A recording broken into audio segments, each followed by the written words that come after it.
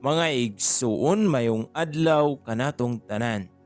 Karon adlaw na usab nga Huwebes, pitsa 21 sa bulan sa Setyembre sa tuig 2023. Ug karon mga igsuon aniya nakita sa ikakauhaag 5 nga semana sulod sa tuig.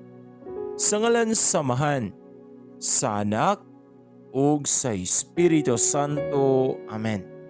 Ang Ebanghelyo kinutlo gikan sa basahon sumala ni San Mateo, Kapitulo 9, versikulo 9 ngadto sa 13. Unya mibiya si Jesus niadtong dapita ug samtang naglakad siya, nakita niya ang usa ka kobrador sa buhis nga ginganlag Mateo nga naglingkod sulod sa iyang opisina.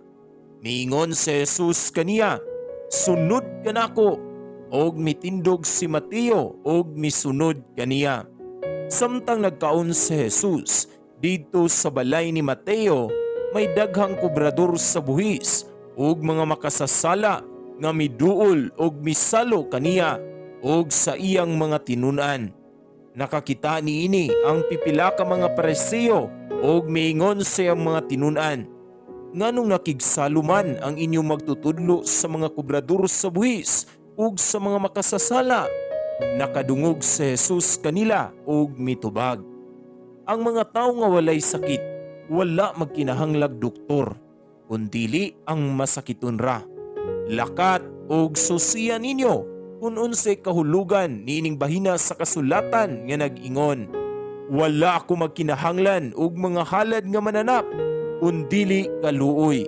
Kay wala ko moani aron pagtawag sa mga matarong, kundili sa mga makasasala." Mga igsuon, ang Ebanghelyo sa Ginoo. Daygon ikaw, O Kristo. Mga igsuon ko ni Kristo, kumusta? Gikapoy na ka?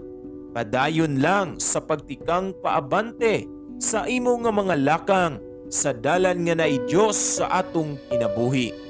Mamahimong gikapoy na ka tungod sa daghang problema nga imo karong gihambin ug feeling nimo ikaw ra usan nag-inusara, wala kay kastorya, kasumbungan nga makapaluag-luag sa gibating kahuot sa imong dughan.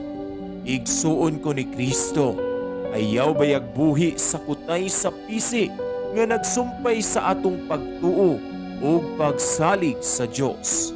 Hatagi og panahon ang imong kaugalingon sa pagpahulay, paghinulsol ug pagampo sa Dios.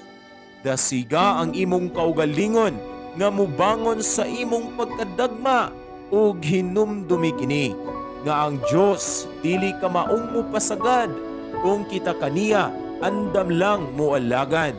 Ug ang Dios mingon, ibubo ang tanan nimong paningkamot sa kinasingkasing nga paagi sa akong atubangan, ug ayuhon ko ikaw ug hatagan ko ikaw sa tinud-anay kalipay ug kinabuhing puno sa kalinaw. Amen.